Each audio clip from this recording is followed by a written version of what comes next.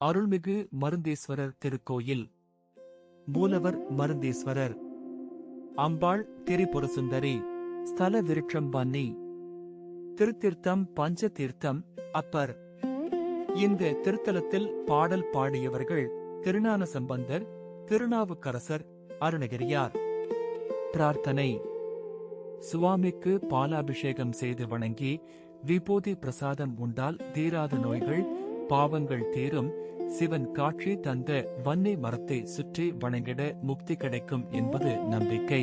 வசிஷ்ட முனிவர் செய்த சிவ பூஜைக்காக இந்திரன் தன்னிடமிருந்த காமதேனுவை கருடன் அனுப்பி வைத்தான். பூஜை நேரத்தில் காமதேனு பால் சுரக்காமல் தாமதம் செய்யவே கோபம் கொண்ட முனிவர் அதனை புனிதத்தன்மை இழந்து காட்டுப் பசுவாக மாறும்படி சபித்தார். கலங்கிய காமதேனு தனக்கு விமோசனம் கேட்க இத்தலத்தில் வன்னி மரத்தடியில் சுயம்புலிங்கமாக உள்ள சிவனை வணங்கினால் விமோசனம் உண்டு என்றார். அதன்படி இங்கு வந்த காமதேனு சுயம்புவாய் இருந்த சிவன் மீது தினசரி பால் சுரந்து விமோசனம் பெற்றது. இதனால் இங்குள்ள இறைவன் பால்வண்ணநாதர் என்றும் அழைக்கப்படுகிறார். கொள்ளைக்காரராக இருந்த வால்மீகி திருந்திட எண்ணம் கொண்டு இங்குள்ள சிவனை வணங்கி வந்தார். ஒருமுறை அவர் சிவனை தரிசிக்க வந்தபோது அவரைக் கண்டு பயந்த காமதேனு ஓடியது. அப்போது இங்கிருந்த லிங்கத்தை அறியாமல் மிதித்ததில் சுவாமியின் மேனியில் தடம் பதிந்தது. இன்றும் கூட சுவாமியின் தலையிலும் மார்பிலும் பசு மிதித்த தடம் இருக்கிறது. பாடல். தேவாரப்பதிகம் மந்த மாகிய சிந்தை மயக்கருத்து அந்த வில்குணத்து ஆனை அடைந்து நின்று எந்த ஈசனன் ஏத்திட வல்லீரேல் வந்து நின்றிடும் வான்மியூர் ஈசனே. திருநாவுக்கரசர் தேவார பாடல் பெற்ற தொண்டை நாட்டுத் தலங்களில் இது 25வது தலம். இத்தல வரலாற்றுடன் இணைந்து ஆலயத்தின் அமைப்பும் சிறப்பும் குறிப்பிடத்தக்கதாகும். தன்னை வணங்கி திருந்திய வால்மீகிக்கு சிவன் வன்னி மரத்தினடியில் காட்சி தந்தார். அப்போது வால்மீகி இறைவனிடம் வேண்டியதற்கேற்ப அவரது பெயரிலேயே இத்தலம் விளங்குகிறது. பிரகாரத்தில் அகத்தியர் வால்மீகிக்கு சிவன் காட்சி தந்த வன்னிமரம் உள்ளது. இவ்விடத்தில் பங்குனி பிரம்மோற்சவத்தின் போது அகத்தியருக்கு காட்சி தந்த வைபவ நிகழ்ச்சி நடக்கிறது.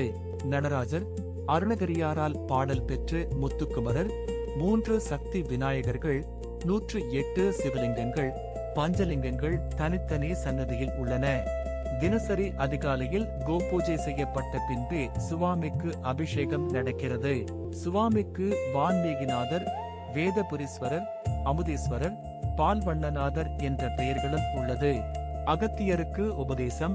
அகத்திய முனிவர் இங்கு வந்து சுவாமியை வணங்கி தவம் செய்தார். அவருக்கு வன்னை மரத்தடியில் காட்சி தந்த சிவன் உலகில் தோன்றியுள்ள நோய்களுக்கு உண்டான மருந்துகளை குறித்தும் மூலிகைகளின் தன்மைகள் குறித்தும் உபதேசம் செய்தார். எனவே இத்தலத்து ஈசன் மருந்தீஸ்வரர் எனப்படுகிறார். மேற்கு திரும்பிய சிவன் அபயதீட்சிதர் எனும் பக்தர் ஒருவர் சுவாமியை வழிபட வந்தபோது கடும் மழை பெய்ததால் வெள்ளப்பெருக்கு ஏற்படவே அவரால் நீரை கடந்து சுவாமியை காண வர முடியவில்லை. அவர் சுவாமிக்கு பின்புறம் இருந்ததால் சுவாமியின் முதுகுப் பகுதியை மட்டும்தான் தரிசிக்க முடிந்தது. வருத்தம் கொண்ட அவர், சிவனே, உன் முகம் கண்டு தரிசனம் செய்ய அருள மாட்டாயோ என வேண்டினார். அவருக்காக சிவன் மேற்கே திரும்பி காட்சி தந்தார். இதனால் இங்கு சிவன் மட்டும் மேற்கு நோக்கி காட்சி தருகிறார். அம்பாள் சுவாமிக்கு பின்புறமாக தெற்கு நோக்கியும், முருகன், விநாயகர் ஆகியோர் கிழக்கு நோக்கியும் காட்சி தருகின்றனர். ஆலயத்தின் திருச்சுற்றிலும் பல்வேறு சிறப்புகள் காணப்படுகின்றன. இத்தல விநாயகரின் திருநாமம் விக்னேஸ்வரர்.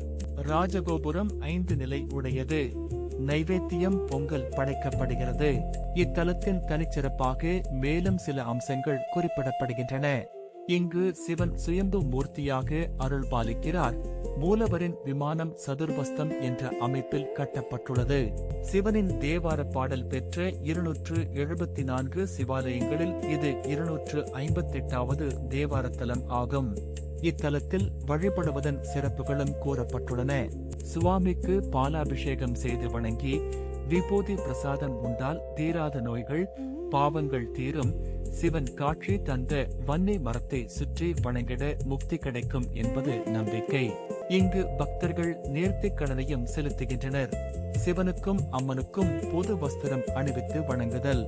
இந்த திருத்தலத்தில் பாடல் பாடியவர்கள் திருஞான சம்பந்தர், திருநாவுக்கரசர், அருணகிரியார். திருவிழாக்கள் மற்றும் செல்லும் வழி.